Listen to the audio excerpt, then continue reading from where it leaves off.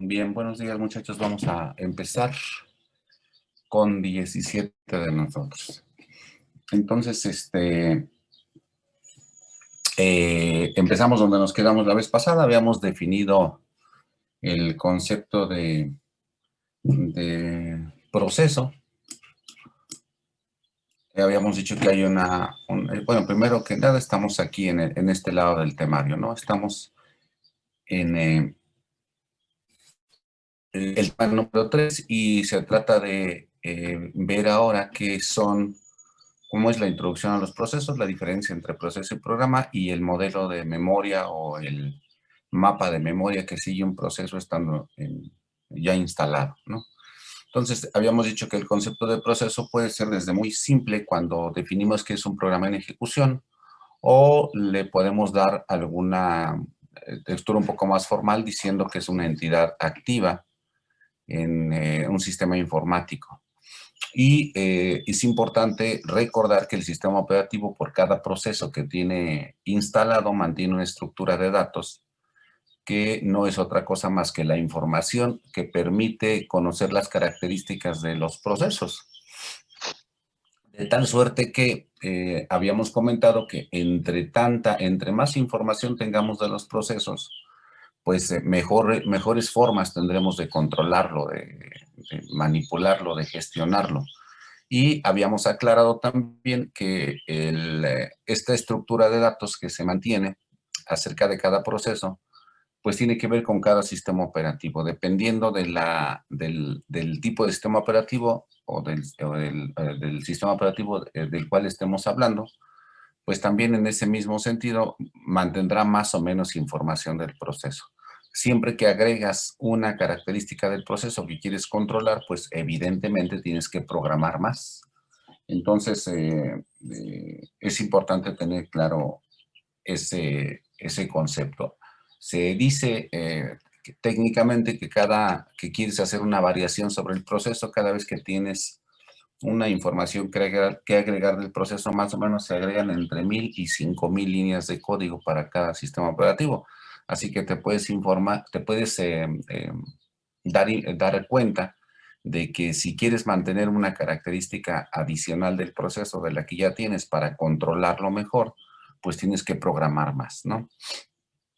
Entonces, la información básica del proceso que todos los sistemas operativos tienen, ya independientemente de cuál estés hablando, pues es los códigos, el código y los datos, los registros y desde luego el bloque de control de procesos o tabla de control de procesos, como se llama en algunos textos, ¿no? Bueno, lo que a nosotros nos importaba es qué es lo que sucede en tanto tú escribes un programa y después lo instalas para ser ejecutado.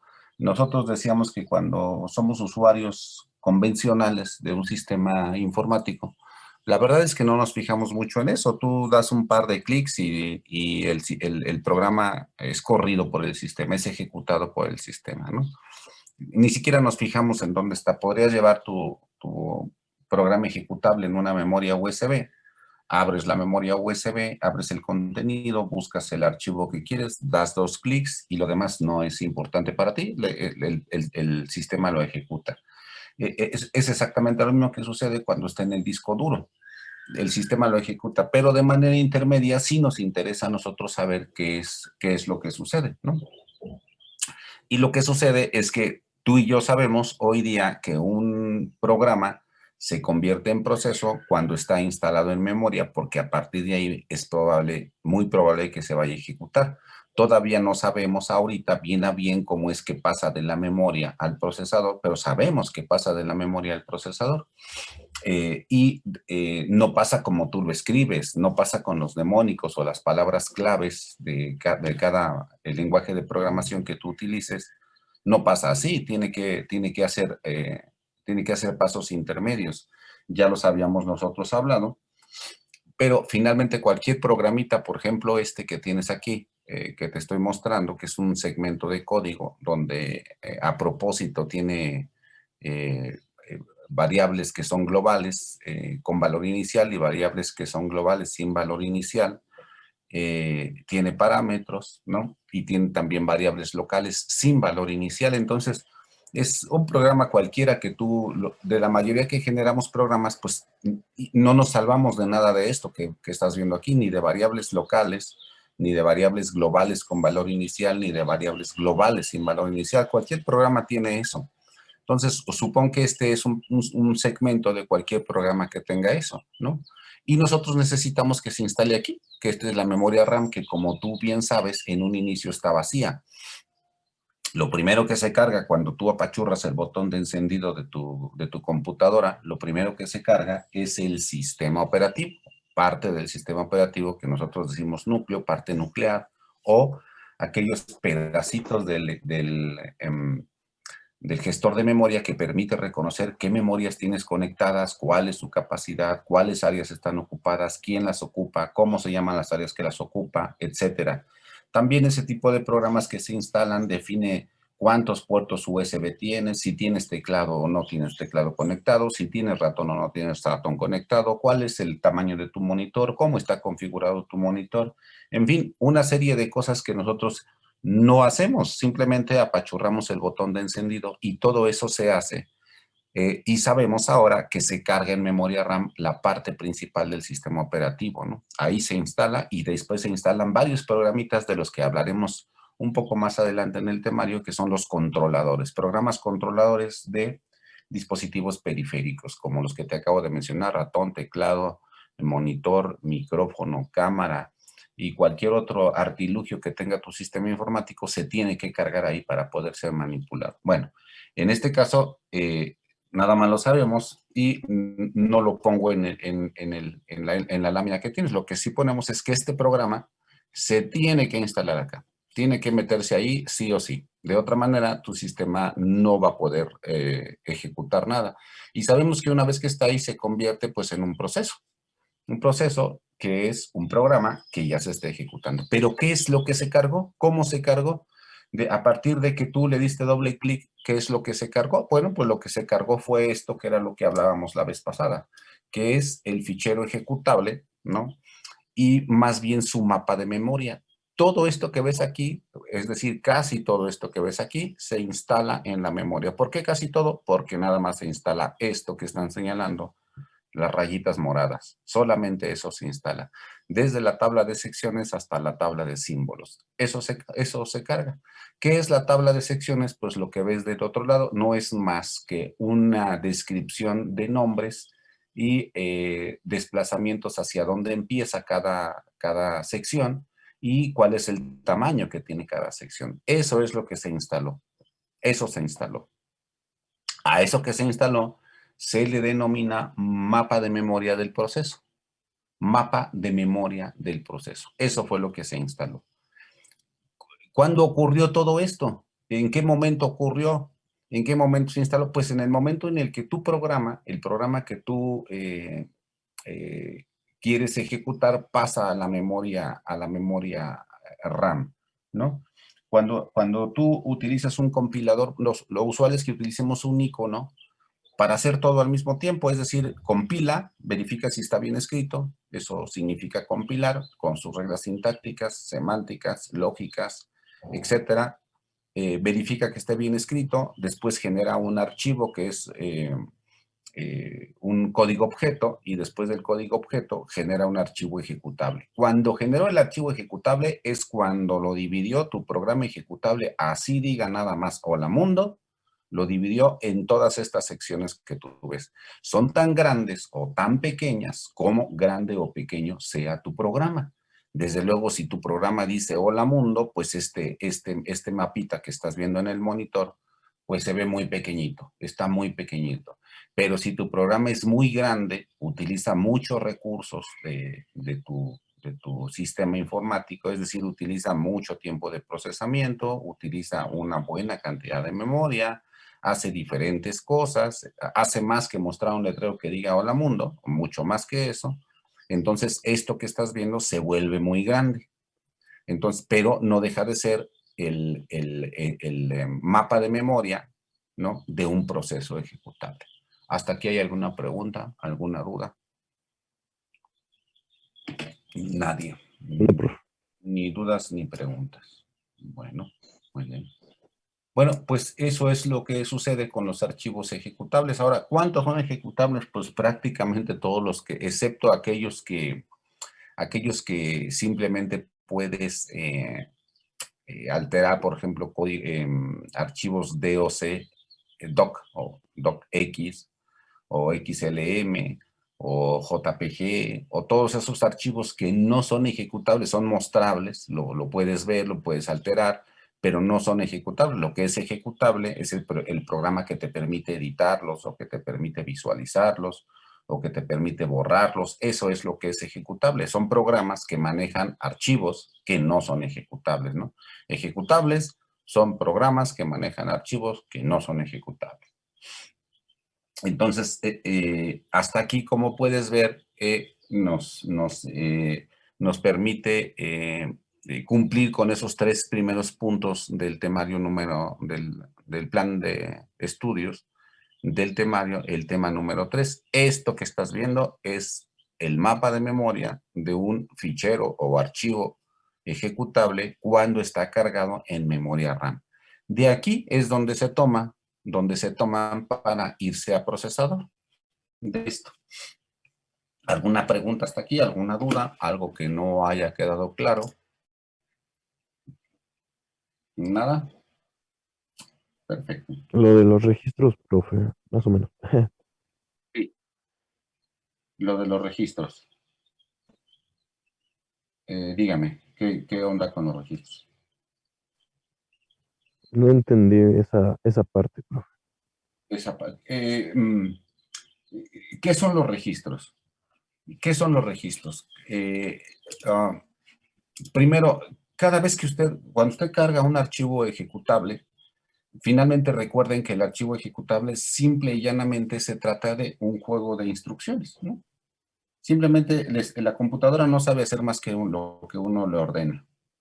Y lo que uno le ordena es ejecutar operaciones, sumas, restas, multiplicaciones, divisiones, movimientos de datos y comparaciones de datos. Es mayor que, menor que, etcétera, ¿no? Eso es. Entonces, yo debo de llevar un registro de cuántas son las operaciones que tengo que realizar. ¿Dónde están las operaciones que tengo que realizar? ¿Cómo se llaman las operaciones que tengo que realizar? Y todo ello se registra. Por ejemplo, si su programa ejecutable consta de 1000 instrucciones, 1000 operaciones, y el procesador le va a dar pedazos de 100 operaciones, ¿no? Evidentemente, cuando entra a procesador, primero hace 100 operaciones. Cuando sale, ya no son 1000, ahora nada más son 900 operaciones las que tengo que realizar. Entonces, evidentemente, el registro de cuántas operaciones eran ya se disminuyó en valor. Antes eran 1000, ahora son 900. Cuando el proceso vuelve a entrar al procesador y vuelve a ejecutar lo que le toca, que son otras 100 operaciones, pues ahora nuevamente se vuelve a mover el registro. Ya no son 900, sino ahora son 800, ¿no? Entonces, así como puedo mover ese registro, es el que explico porque pues es el más fácil de entender. Pero no solamente ese existe, también existe un registro de, a ver, cuándo fue creado el archivo, ¿no? Entonces, el archivo fue creado, no sé, el 10 de mayo, ¿no? Después, cuando tú lo visualizas por primera vez y quieres saber cuándo fue creado, te va a decir que fue creado el 10 de mayo. Y después es un registro de fecha. Y después, si tú lo modificas, si tú haces una modificación, si tú le cambias cosas, pero lo guardas con el mismo nombre, ¿no? O lo sobrepones sobre el anterior que estaba guardado, tengo dos opciones. O guardo la nueva fecha en la que se realizó el programa, o bien guardo la fecha de la primera modificación o última modificación, si lo quieres ver así. ¿De qué depende? Pues depende del sistema operativo, depende de los objetivos del sistema operativo y qué es lo que quiero modificar después o qué es lo que no quiero modificar. Pero evidente también tengo que guardar un registro, un dato de cuándo fue modificado por última vez o cuándo fue intervenido por primera vez. También guardo otro registro. Evidentemente, si ustedes empiezan a hacer su currículum ahorita, por ejemplo, entonces ya guardas tu archivo que dice currículum, que tiene tu foto, que tiene algunos datos generales, etcétera, pero lo dejas en stand-by. Dices, bueno, lo termino mañana. Mañana vuelves a abrir tu archivo y le ingresas más datos, le metes más soporte. Por ejemplo, si quieres guardar tu currículum completo y ahí dice que tienes un diploma de mantenimiento de computadoras, por decir algo, y tienes el diploma y lo quieres guardar ahí como imagen, bueno, lo puedes guardar. Evidentemente eso hace que tu archivo crezca, ¿no? Y va a ocupar nuevos espacios, Como no tengo garantía de que todo un archivo esté en una misma zona de memoria contigua, sino que se divide en diferentes, es decir, se fragmenta, tengo que llevar un registro, otra vez, de cuáles fragmentos de la memoria contienen a tu archivo, que se llama mi currículum, no sé, como le quieran poner, ¿no? Entonces tengo que guardar varios registros. Esos son los registros que se guardan. ¿Cuáles son y cuántos son? Lo que sabemos con precisión es que existen. ¿Cuántos son y cuáles son? No depende de ti ni depende de mí. Depende del sistema operativo del que estemos hablando. De eso depende. Pero de eso igual nos extendemos un poco más cuando avancemos en el programa y veamos más acerca de los procesos. Ahora, el interés está centrado en que primero sepas que existe un programa que administra los procesos, administra el tiempo de procesador, ¿no? Administra el tiempo de procesador. Y para poder administrar el tiempo de procesador necesitamos saber en qué se va a ocupar el procesador. Pues el procesador se va a ocupar en ejecutar operaciones, suma, resta, división, suma, resta, multiplicación, división, comparaciones y movimientos de datos. Eso es lo que va a hacer. Eso es lo que va a hacer nada más el procesador. No sabe hacer otra cosa. Y como dijimos antes, lo hace nada más en sistema binario. Bueno, si eso va a ser, ¿de dónde va a alimentarse? ¿De dónde va a tomar el procesador esos datos? Bueno, no los puede tomar de ningún otro lado que no sea la memoria principal o memoria RAM. Entonces, en la memoria RAM deben estar toda esa información. Los datos, como te dice acá arriba, el código, los datos con valor inicial, arriba a la derecha, datos con valor inicial, datos sin valor inicial, dónde están y cuál es su tamaño, ¿no? De ahí los va a tomar el procesador y de ahí los va a empezar a ejecutar. Evidentemente, algo de este mapita de memoria se empezará a modificar en tanto tú atiendes el fichero, ¿no? En tanto tú atiendes el programa. Yo pienso que va a quedar más claro cuando nos mudemos de esta presentación a la siguiente presentación. Esta es la 8, nos tenemos que ir a la 9. Profe, Mándeme. una pregunta. ¿Qué Sí, había sí. comentado que era mapa de memoria de proceso? Es lo que del proceso instalamos en la memoria RAM. Eso es la memoria. Me voy a regresar. Espérenme un segundito. Me regreso para que quede muy claro. De otra manera, no queda claro. Esto que usted está viendo, no importa qué tan grande o qué tan pequeño sea su programa ejecutable. No importa. No importa si su programa nada más escribe Hola Mundo, que es un programa muy chiquitito, o no importa si su programa es capaz de resolver cualquier ecuación matemática, por compleja que ésta sea, ¿no? Que reciba datos de teclado y con ellos trabaje, no importa. Lo que sabemos es que cualquier programa, por grande que sea, que se pretende ejecutar en una computadora, termina dividiéndose como le estoy mostrando en la diapositiva. Se divide en todas esas secciones.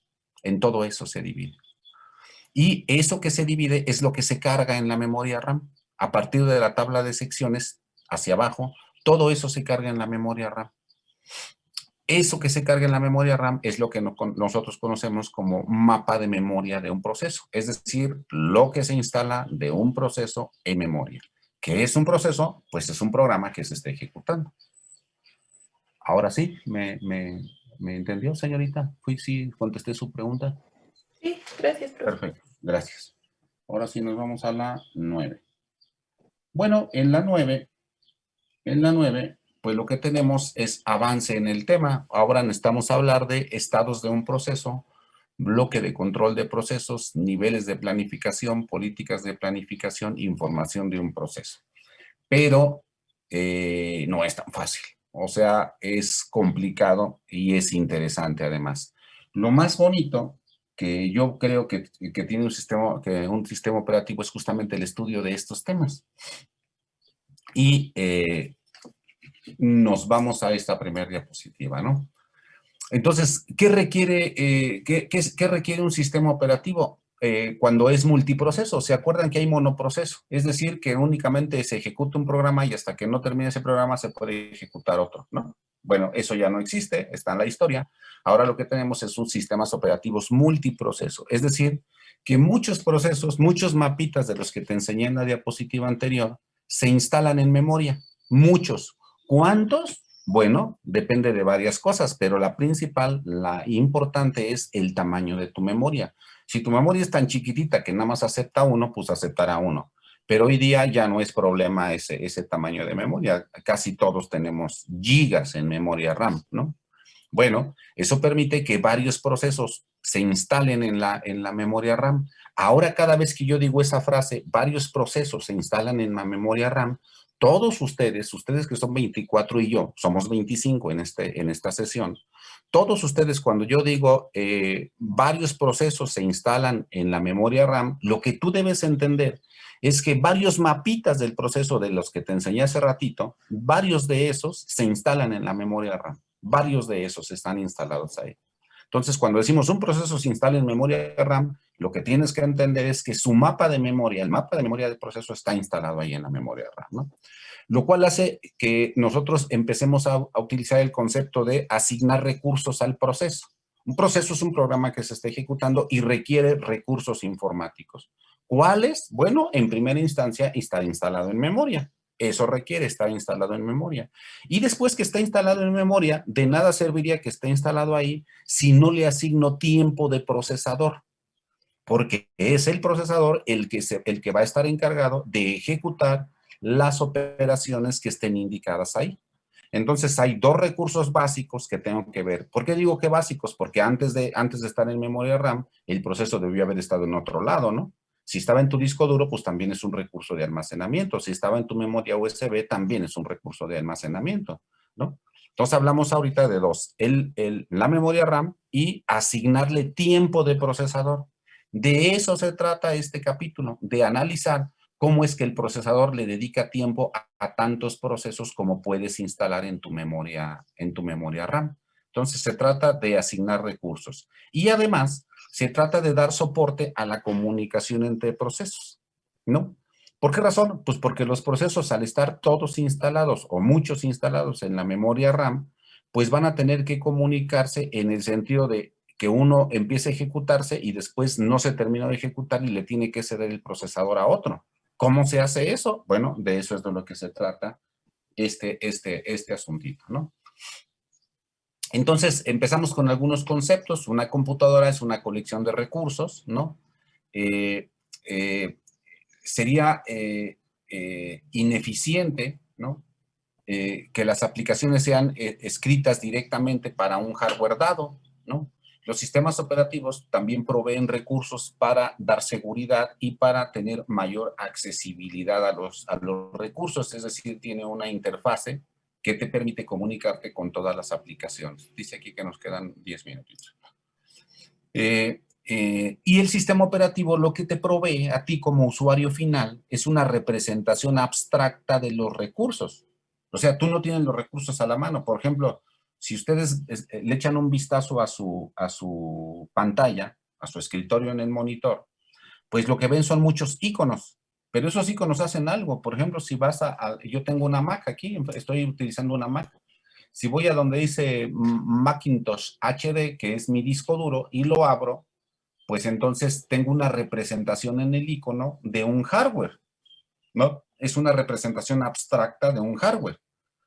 Si yo lo abro, me permite ver cómo le puse, cómo lo llamé, cómo lo seccioné, cómo lo dividí, cómo está ocupado, cuánto me sobra, cuánto he ocupado de él, y me da más datos, de hecho, da algunos datos para usuarios finales, pero si quisiéramos datos más concretos, pues podríamos obtenerlos en base al conocimiento del manejo del sistema operativo. Acuérdate, conocer el sistema operativo, muchachos, no nada más significa poderte sentar enfrente de Mac y sentirte cómodo utilizando Mac. Tampoco significa sentarte en una computadora con Windows y sentirte cómodo utilizando Windows. Y tampoco significa sentarte en una terminal que tenga Nobel y sentirte cómodo utilizando Nobel o cualquier otro sistema operativo. Lo que significa conocer sistemas operativos, es probable que tú te sientes en una Nobel y no sepas cómo está la onda, cómo interactúas con el sistema Nobel, ¿no? Eso puede ser, pero eso no quiere decir que no sepas sistemas operativos. Lo que no sabes es la interfase que te permite comunicarte con los recursos. Eso es lo que no sabes. Pero de sistemas operativos sí sabes, estás tomando un curso, ¿no?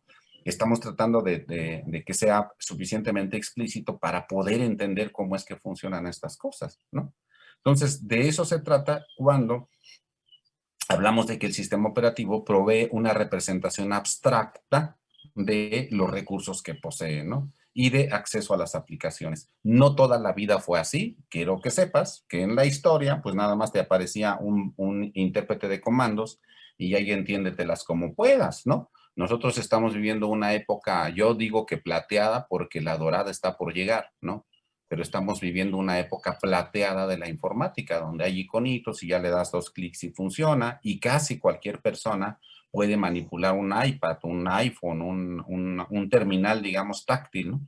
Casi todo el mundo lo puede manipular, hasta los niños de 4 o 5 años lo pueden medio manipular porque es muy intuitivo, ¿no? Bueno, no toda la vida fue así. Las computadoras estaban restringidas solamente a aquellas personas que conocían algo de cómputo. Cuando te enfrentabas con el intérprete de comandos, pues ya estabas como atado de manos si no sabías el sistema operativo. Hoy día, como son iconos, pues vas y le picas a uno y a otro y a ver cuánto le aprendo hoy al sistema, ¿no? A ver qué hace apachurrándole aquí y apachurrándole allá, ¿no? Es mucho más intuitivo. A eso se refiere esta lámina, ¿no? Bueno, el control de la ejecución de las aplicaciones, pues, desde luego habla del control del procesador, ¿no?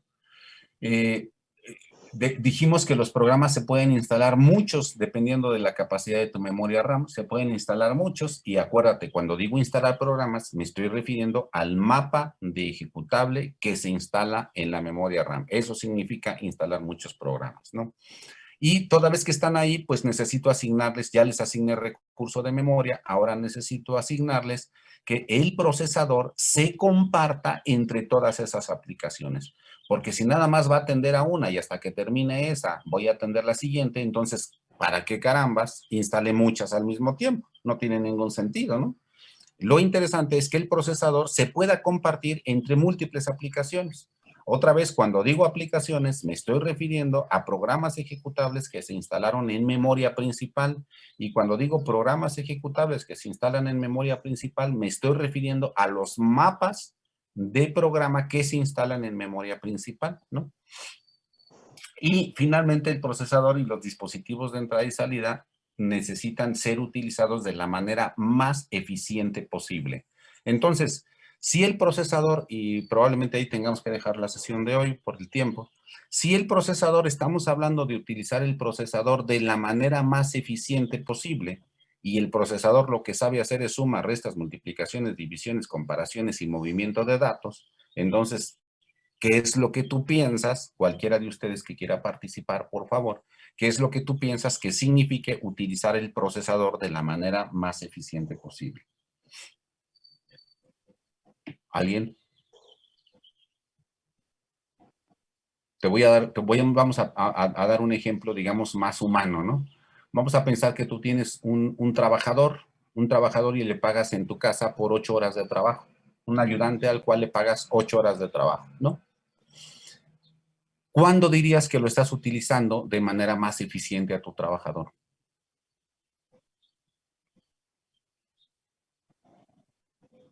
Te doy más datos. Imagínate que el trabajador que tienes, no sé, contratamos a una persona que nos ayude a el trabajo doméstico, digamos, que es lavar ropa, lavar trastes, planchar, barrer, ¿no? ¿A ti te parecería muy eficiente, por ejemplo, que, no sé, llegue a las 7 de la mañana y se siente a desayunar de 7 a 8 de la mañana? Y después de 8 de la mañana a 9 de la mañana se eche un cafecito sentado en la sala, ¿no? Se eche un cafecito. Y después de que se eche un cafecito, diga, bueno, pues ahora sí me voy a poner a trabajar, y se pone a hacer las camas, digamos, a extender las cobijas de las camas, a hacer las camas. Y después de que tendió las camas, pues entra a los servicios sanitarios y se lava las manos, se lava la cara, etc. Después va y se echa un pan tostado con mermelada y se sienta un ratito. Media hora después de que hizo eso, entonces ahora se pone a barrer despacito, suavecito, sin prisas, ¿no?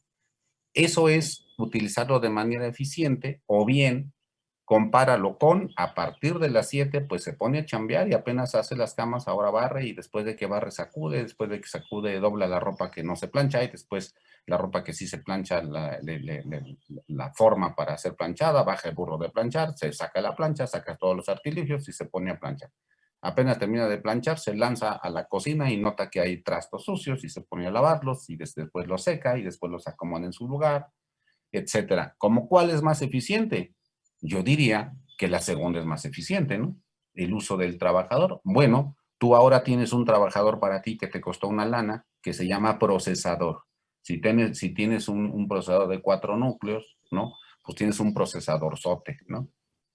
¿De qué manera piensas tú que es ponerlo a trabajar de manera eficiente? Si lo que único que sabe es sumar, restar, multiplicar, dividir, comparar y correr datos.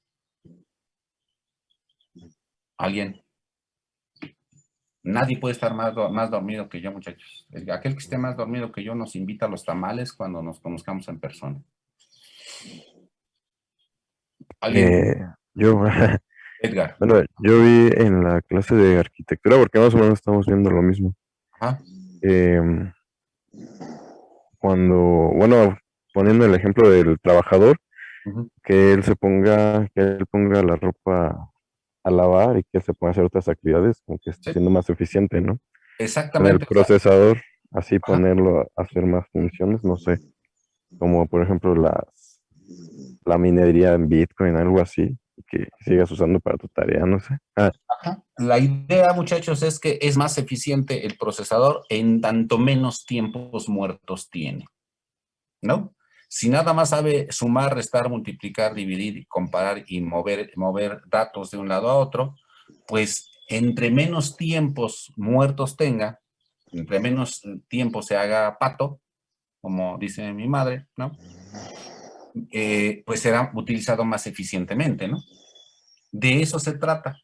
Entonces, cuando decimos que vamos a dividir, vamos a hacer que el procesador atienda todos los programas que fueron instalados en la memoria RAM, lo que queremos es que efectivamente no tenga tiempos muertos, que se dedique a lo que sabe hacer, que es ejecutar y ejecutar y ejecutar operaciones. A él no le importa de qué procesos sean, de qué programas sean. Por ejemplo, ahorita estoy ejecutando mi programa, el Zoom, y no me importa en qué se está ocupando, si en atender el micrófono que ustedes me están escuchando o atender la presentación que están viendo, no me importa. Pero lo que sí sé es que lo está atendiendo a los dos, ¿no? Y si pongo la cámara, también estaría atendiendo la cámara. Bueno, se nos está terminando el tiempo, muchachos. Abundaremos en este tema, que eso se trata, hacer que el procesador trabaje de manera más eficiente, buscar las maneras de que lo haga más eficientemente. De eso se trata este capítulo del temario. Y si tienen preguntas, me vuelvo a conectar, porque ya se nos acabó el tiempo. Si no tienen preguntas, levante su manita alguien si tiene preguntas y me vuelvo a conectar. Si nadie levanta su manita, quiere decir que no hay preguntas. Y entonces nos vemos la siguiente sesión, que sería mañana.